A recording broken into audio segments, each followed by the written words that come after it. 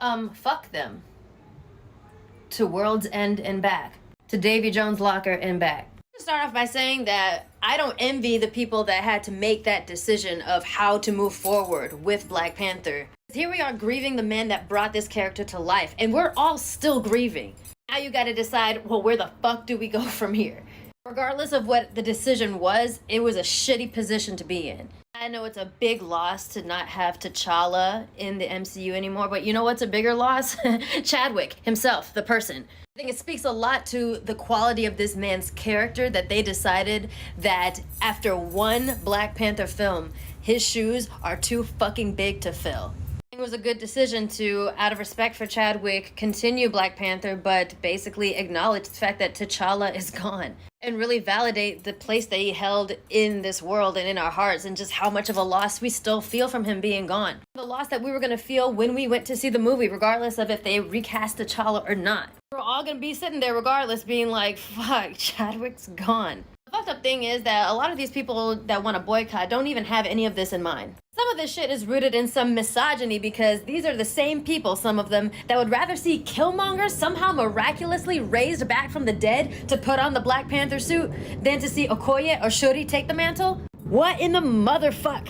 So you gotta wonder if race comes into this as well. Because something tells me that if like Robert Downey Jr. croaked sometime after Age of Ultron, y'all would be hella mad if they recast Tony Stark. Also the fact that you would ironically try to destroy Chadwick's legacy. Black Panther ushering in a new wave of representation for not only Black people, but now in Wakanda Forever, indigenous people. Latin American indigenous people, which might I add, is a group that gets overlooked all the time. Sometimes we're bullied and told that we're not even real indigenous. You would pull support from the Black women and the characters that they play that now have to continue this legacy while still grieving Chadwick/T'Challa. You know what? I'm not surprised, because these are some of the same motherfuckers that while Chadwick's body was still warm, the first question they were asking is, what's gonna happen to T'Challa? Disrespectful asses. No, actually, if you want to boycott, y'all can stay home. We don't want to see you there. You don't need to be sitting in the theater trying to enjoy this movie while also grieving, but then listening to you complain about how it's not what you fucking wanted. Because newsflash, it's not what any of us wanted. What we would all love is if Chadwick Boseman never passed away in the first place.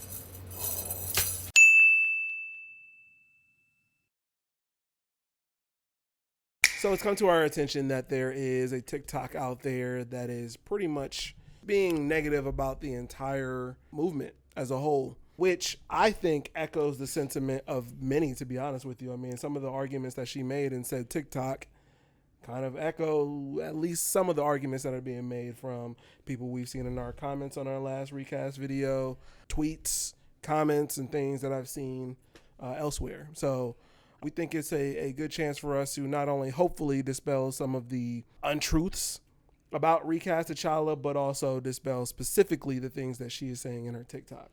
Yeah, it felt very misinformed.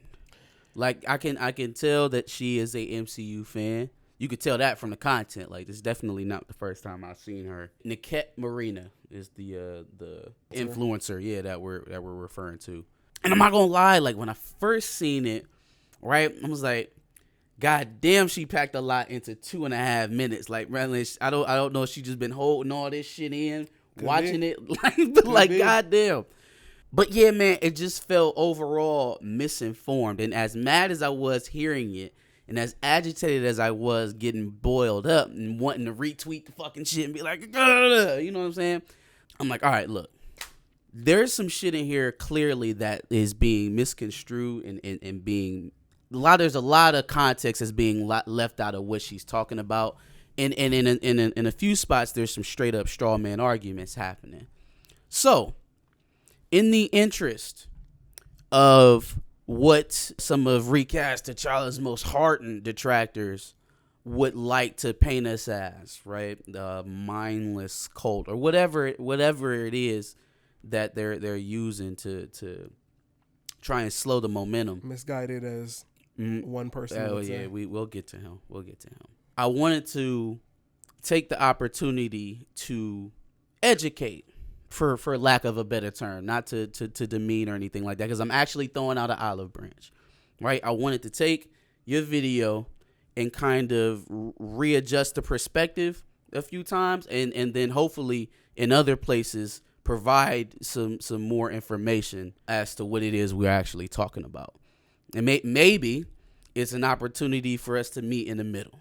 I'm not coming at you. I'm not telling you anything about your perspective, your angle, what have you, right? Just want to lay it out on the table and we'll break it down. Can we start off with the very abrupt beginning to it where it's just fuck them all the way to wherever and back? Fuck them.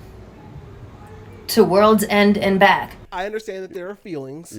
Completely understand that there are high emotions running through this situation. A legendary actor has passed, somebody who everybody felt connected with. So I understand that there are a lot of emotions flying here. Probably not the way to go about starting your TikTok, but maybe she's not looking to extend any kind of olive branch. Okay, so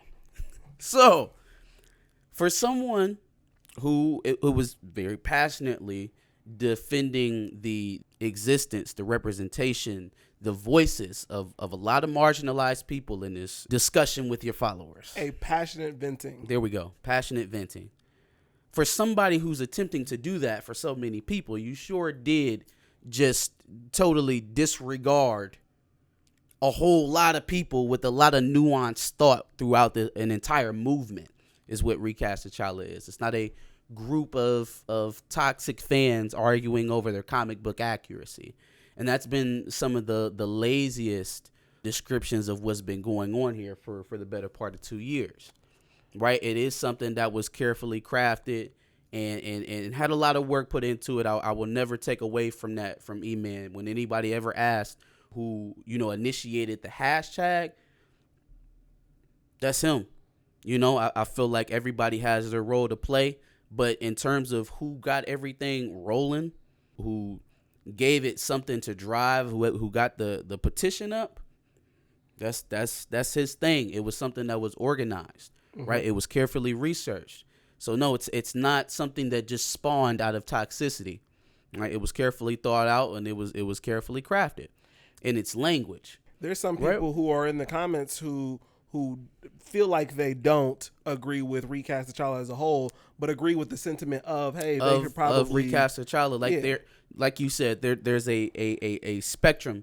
You don't get to 50,000+ people and have everybody thinking one way, everyone thinking the same exact thing, having the same exact opinion. So to that end, if it is some sort of, hyper misogynist, tweets or videos or anything like that, or whatever you deem as being oppressive or what have you that you saw from a person hashtagging Recast Tchalla, does it make sense for you to then lambast that on everyone who wants the character recast? Everyone, you got to damn them all to something and back, wherever. Like that's how we're engaging. Right, so you're claiming misogyny, racism, and toxicity, and your initial engagement with that group is damn you all. Like that's not the best place to start. And to that interest, that's why we're choosing to respond in this way as a way to counter that narrative. Right, you can't just come out and say, "Oh, hey, you're the problem. You're not seeing the whole picture." But the way I'm going to go about telling you that is going to be in the most abrasive way possible, while also still claiming that you're too abrasive. I'm not going to engage in it anymore. This is a way of kind of parsing through that without raising the level of discourse. Let's raise the level of discourse, because I feel like we can get more done here. You want to actually debate it out? Let's do that, as opposed to jumping out and being like, hey, middle finger to all of you. And for what it's worth, there's been times where I personally may have just been having some sort of bad day from something completely different, go on Twitter and see people talking about Recast Tchalla, and I'll act a little bit more aggressively as opposed to obviously passively. And then there's days where I'm like, all right, well, this person clearly doesn't know what's going on. Let me try to educate that person, right? A person can literally go from one side of the spectrum to the other. So, E-Man is his thing is, oh, well, we're going to do it positively, right? And I don't always fall into that, right? We don't always fall into that lane. But when he does, find articles where they're quoting the tweets and stuff like that, he uses that to say, this is why I do it. Hey, that's his point of view. But then it's interesting because sometimes you'll see those same people that they're quote tweeting, and then you'll catch them in Twitter fights later the same day. You know what I'm saying? Like, I've literally seen it. Like, wait, no, I know that Twitter handle. I see that one all the time. Like, he go harder than me. Like, hold on, man. Yeah, like it's the thing where it's just like people. It's the internet. Be held to, it is. It's the being internet all the time. And having a negative interaction with someone on the internet. Newsflash, that doesn't even make that person necessarily toxic. What if you are the toxic person in that situation? What if you're the one who created the negative interaction, whether or not you are able to see that from your perspective or not? So now the entire Recast T'Challa movement is misogynistic because your interaction with that person came off as misogynistic. Yep. It's not fair, nor is it logical or rational and thought. And so if you're going to say to me, well, oh, no, it's not just one reaction. I've done my research. Then I shouldn't hear some of the commonly parried kind of rebuffs or rebuttals to Recast T'Challa. Oh, you guys just don't want Shuri. That's one of the first things in the petition is that it's not about the mantle. It's not about the mantle. Oh, they're doing this to honor Chadwick. Thousands of hours of interviews in movies and red carpet, flybys and interviews of family members and all kind of stuff has been put in to finding out even the slightest a bit of information to find out what Chad would have wanted in this instance. And luckily enough, Chadwick Boseman was such a genuine person that he often talked about the identity of an actor. And we'll kind of get to that later when she's talking about some other stuff. But he talked about not wanting to be the only one, not wanting to be pegged as the one guy, wanting people to see the role and not him, right? If you've done a day's worth of research into Chadwick Boseman, even trying to figure out for yourself, we'll never know. We will never know out of his own mouth what his direct thoughts on this was. That doesn't mean that you can't try. That doesn't mean that you can't research this man, see what type of person he was, and then line that up with what is being perceived as honor for him. It is not simply honor because the billion-dollar corporation says it is. Are you even going to dig a little bit to try to check that out to see if it even reads? Start off by saying that I don't envy the people that had to make that decision of how to move forward with Black Panther. You're absolutely right. We don't envy them because it was a tough decision, right? No one is saying that this is something that was supposed to be done haphazardly or with little thought, which makes it even odder that we say that we're putting so much emphasis on the decision and how hard it was. And yet the narrative that everyone seems comfortable with running with is that it was decided in minutes. T'Challa I'm not hedging my bets. I'm being quite honest. T'Challa you will not see T'Challa in the MCU 616 universe. We couldn't do it. I mean, I will say when Chad passed, it was a real conversation we had with Coogler about what do we do, and it was a fast conversation. It wasn't weeks; it was minutes of we have to figure out how to move this franchise on without that character. It happened between two people involved with the production, not the rest of the cast and crew that everyone seems to be so worried about. Not Kevin Feige. Not Kevin Feige. Not anyone that had a financial investment in this project. Not anybody from Disney which you all know my opinion on that. I don't believe it. But if that's what we're going with, then that is the level of care that they put into deciding the fate, not just of this franchise, but Chadwick's character. That you said it's Chadwick's character. That's how you described it. Right? That's the level of thought that they put into it. A 5-minute conversation. Right after they found out that Chadwick Boseman had passed. And within months of his passing, weeks, Within weeks of his passing, they had already decided what to do with the character, which baffles me because production hadn't started for this movie. They hadn't even filled out the cast. The script hadn't been written yet. There was absolutely no reason to rush into this decision, yet it was made in a 5-minute conversation. You don't envy the people who had to make this decision, but you're also not questioning the haste that was taken in making it. Be fair. If I'm going to say that, hey, that is a tough decision. It is a tough decision to make. You're going to piss some people off. You're going to ruffle some feathers. But the important thing, in my opinion, is to make the right decision, make the best one, maybe the one with the least amount of controversy. And in that interest, to me, the best decision to make is to wait. We're in mourning, as you said. At that time, the mourning was as fresh as it could be. It was weeks after his passing. We didn't even know Chadwick was sick. No one did.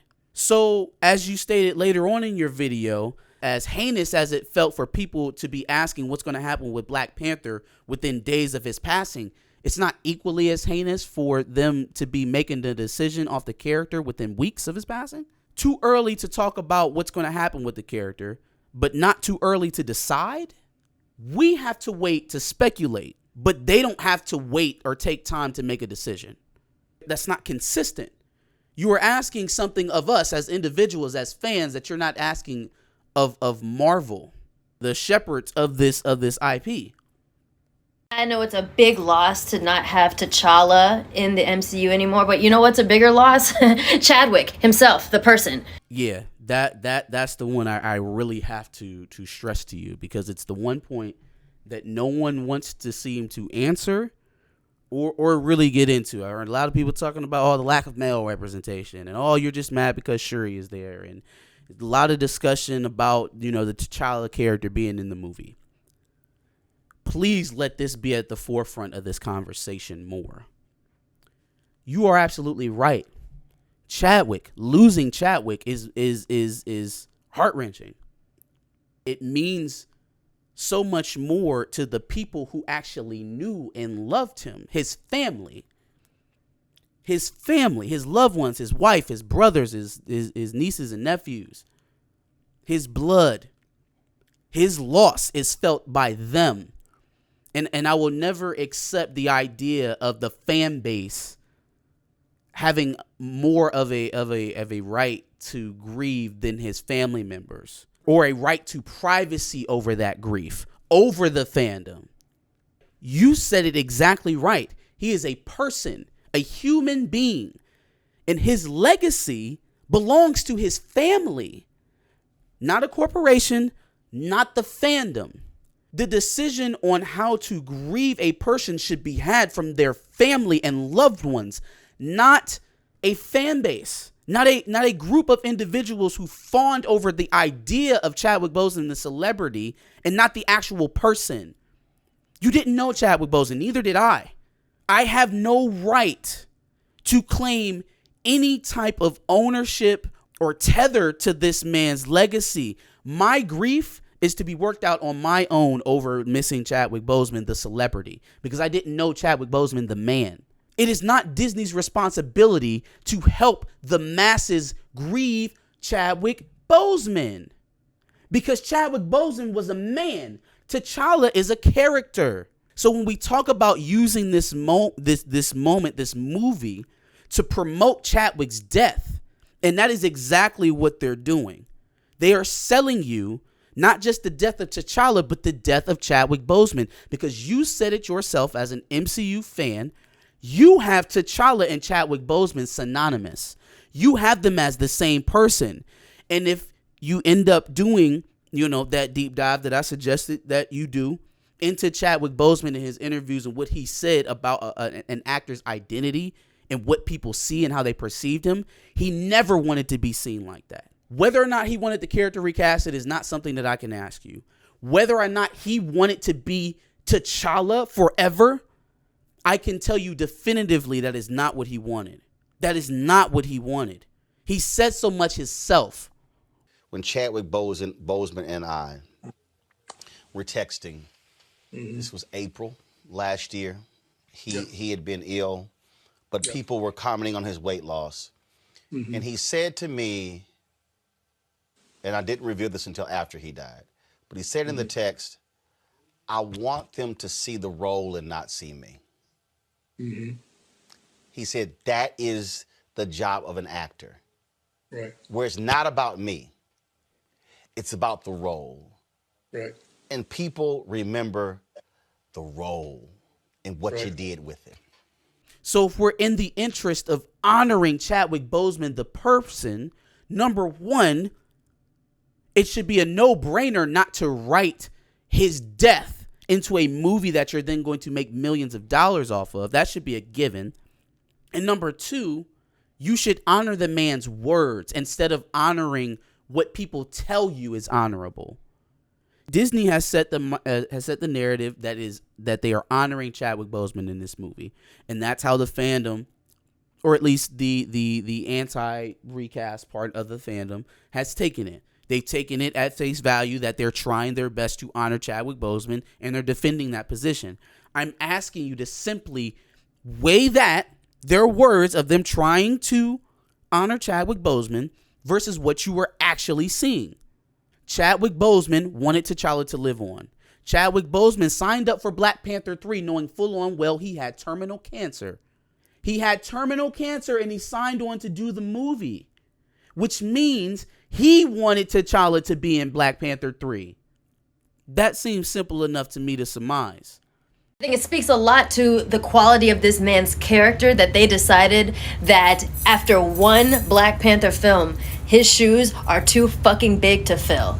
It was a good decision to, out of respect for Chadwick, continue Black Panther, but basically acknowledge the fact that T'Challa is gone and really validate the place that he held in this world and in our hearts and just how much of a loss we still feel from him being gone. The loss that we were going to feel when we went to see the movie, regardless of if they recast T'Challa or not. We're all going to be sitting there regardless being like, fuck, Chadwick's gone. The fucked up thing is that a lot of these people that want to boycott don't even have any of this in mind. Some of this shit is rooted in some misogyny because these are the same people, some of them, that would rather see Killmonger somehow miraculously raised back from the dead to put on the Black Panther suit than to see Okoye or Shuri take the mantle. You pointing out the worst parts of recast T'Challa does not invalidate the message because, again, it was so carefully crafted that when critiques like this come up, there is literally a bulletin board of reasons and automatic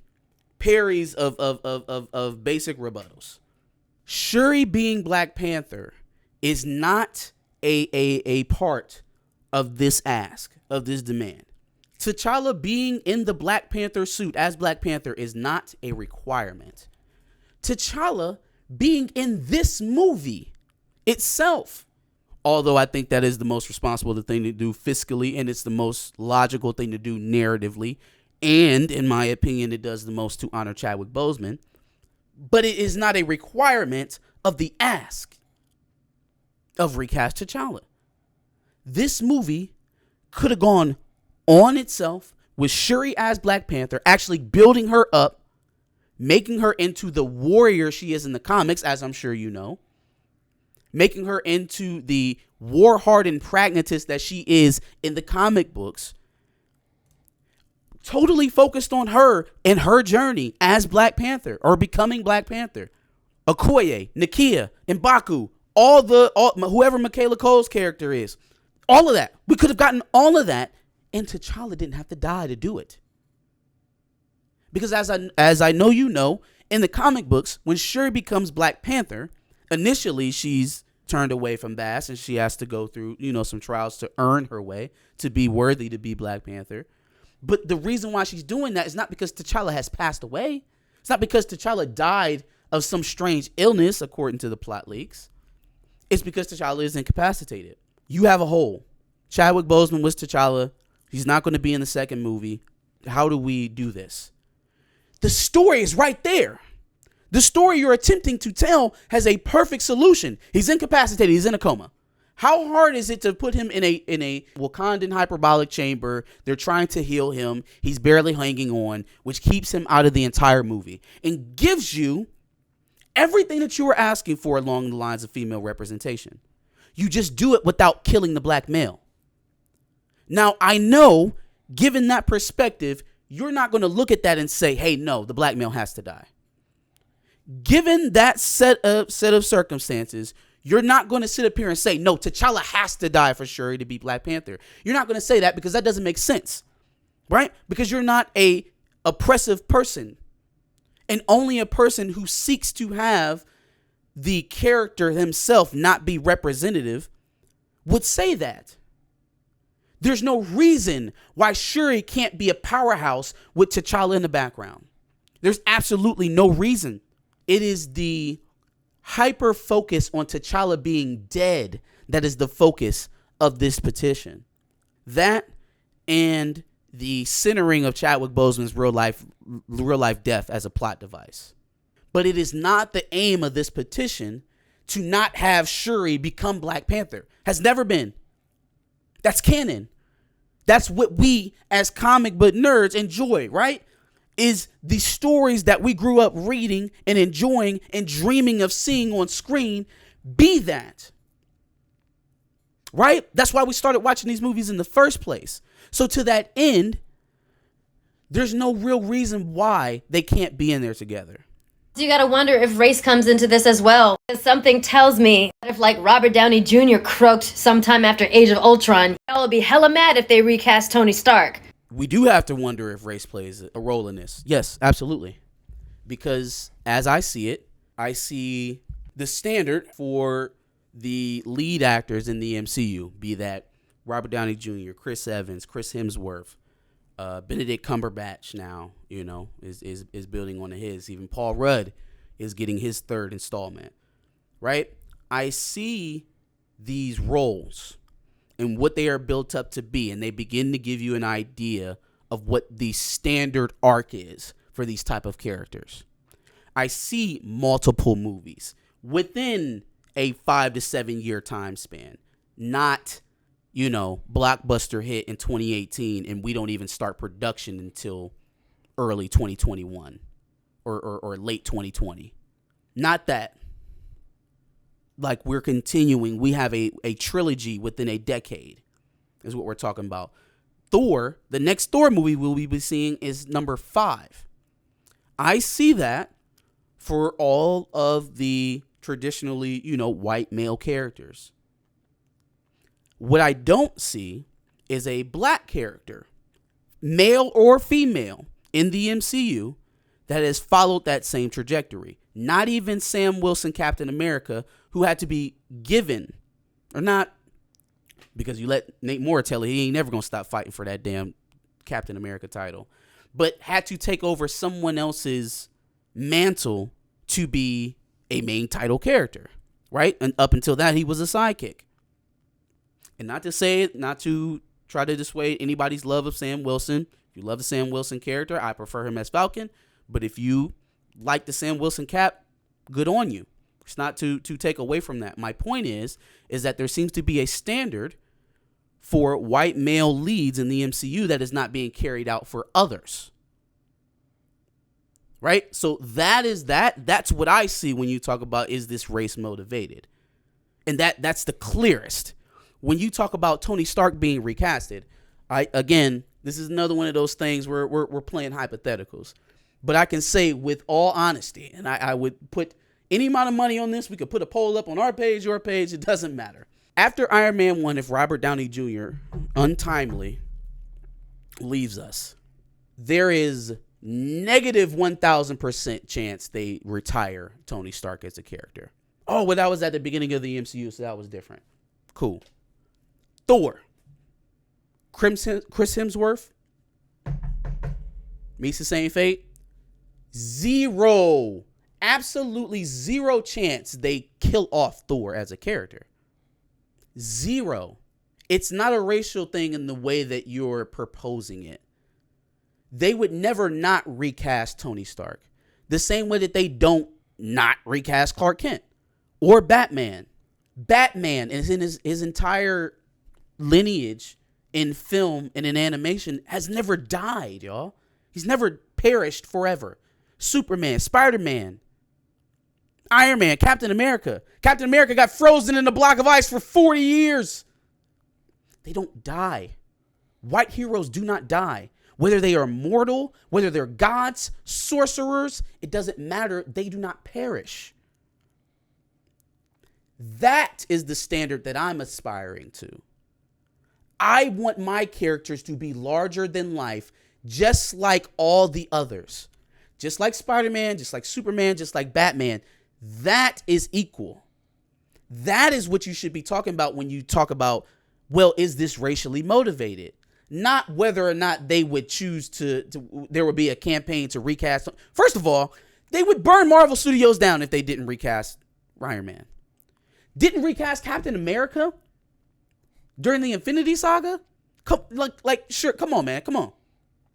Let's just be fair. There's zero shot they retire any of those title characters. We want T'Challa to be that level of character, and Chadwick Boseman did too. He spoke specifically to that, wanting T'Challa to be on the same level.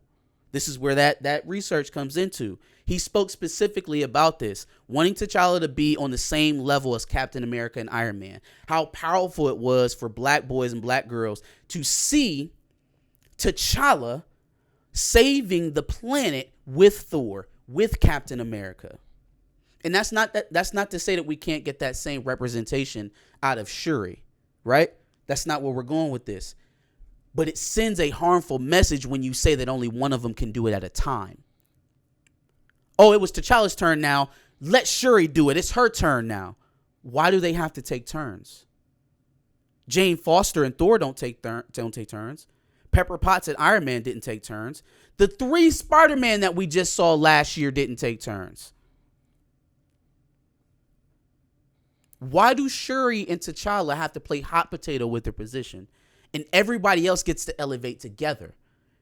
Look at it that way. Answer that for me. To the interest of we're looking at whether or not this is racially motivated, answer that for me. Why is everyone else's arc different from Wakanda's? Now, the last thing I'm going to touch on, because I think there was the last little bit of it was a little petty, but it's all right. It's okay. We're on good terms. We're discussing discourse about the indigenous representation. Here's what I would say to you, because I don't think anybody. Well, first of all, I can say definitively nothing about the call has anything to do with Namor being race swapped in this movie. Yeah, that was a decision by Marvel to do that, and it will, remain to be seen whether or not it's an effective move for representation. From my perspective, because I can't say anything about anybody else's community or what their calls from representation consist of. From my perspective, it is much more meaningful to me to have an original character in the MCU that is indigenous, John Proudstar, the Proudstar family. Something like that, as opposed to them taking a character that is traditionally part of another community and making him part of mine. Do I get to see my face on the screen? Absolutely. And I can also understand that being starved of that representation would make it would make the appetite for that type of thing higher. And it would make it more acceptable to take it that way. And I get it. Definitely understand that. If anybody understands that, we get that.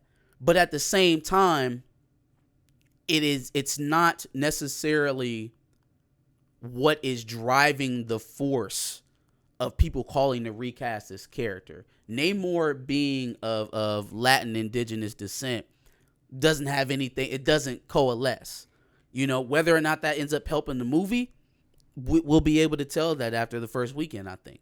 But just for me, I don't think that if I decide as a black person, because again, you talked about yourself in this video that this was a moment for the black community, like it was groundbreaking for the black community.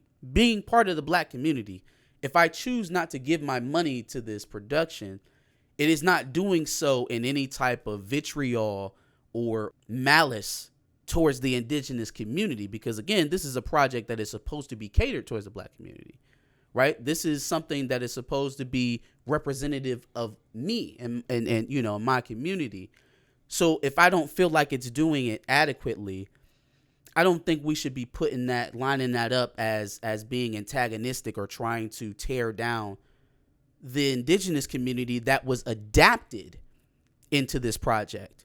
This project was not built for the indigenous community, and I can understand where that is an issue, right? Like that you don't have that. That is a question for Disney, not the people who are asking for more of their property. Not our property, because no one owns these properties, right? But the one that's supposed to be representative of them. We are asking more. We are saying what you are putting out there to represent us it's not doing a good job. It's not doing a good job. And we're asking more. And that's not to dissuade any other community that got put into creating this film. That's not even to say anything to the black people that are creating this film. They're getting paid. They're getting paychecks to do this. So it's not as if they're being forced. It's not as if they're being dragged out there to do anything against their will. I have no smoke for Angela Bassett. I have no smoke for Lupita Nyong'o. Do I want the character recast? Yeah. Do I think that they should have been a little bit louder? But then again, if I'm to believe the narrative, they weren't involved at all. They weren't even told. It happened in a 5-minute conversation, correct? So this is a discussion towards Marvel Studios, Ryan Coogler, Nate Moore, the decision makers, the people who have been at least given to us as the decision makers. This isn't a call or for or against any other community. There are people who have the thought that the female representation far overshadows the male, and they're not necessarily wrong. I'm just saying that is not the driving force of what people want out of this movement. People are allowed to have nuanced thought, and you can critique those people for having that opinion. But I guess what I'm asking is to do a little bit more digging to see what the overlapping idea of the movement is, what the call on the petitions are. There are literal goddamn bullet points. This thing has been reposted 1 million times. It's why it makes it so hard to believe that a lot of people don't already know this. But I also realize that we could take that for granted, right? And we can assume that people know what we know just because we've been saying it for a long time. So to that end, please, if you follow Niket, I hope I'm not saying it wrong, get this to her. Tag her, show her this video. I would be happy. We would be happy to engage with you and talk about this more. Like I said, I felt like, the video was missing some context. It was missing some things, and I felt like maybe some perspective could be lended to have a deeper conversation, because it just felt like a lot was missed out. And I hope we did a good enough job for you to at least entertain it. If not, at least we got it out there honestly, and we were able to, respond to some of it. But and at the same time, I do feel like what she said, like I said, is indicative of what people feel and the amount of research that they may have done, or I guess lack thereof. Yeah. So I think the things that she says are very representative of people who are anti-recast Tchalla. Yeah, man, we're open, man. So again, if you follow her, if you see her videos, if you like her content, I've seen her videos on Falcon and Winter Soldier and WandaVision, the TikToks that she does, the shorts, they're funny. I don't think that she's an unreasonable person. I guess time will tell. So make sure you like, share, and subscribe. Give us your thoughts. Let us know what you thought about the video and our response. And we'll be back with more MCU Black Panther content. And if you want to be more informed on Recast Tchalla and the things that he stated in this video, make sure you check out our playlist and make sure you subscribe for more. We're going to talk about more Recast Tchalla and Black Panther 2 takes.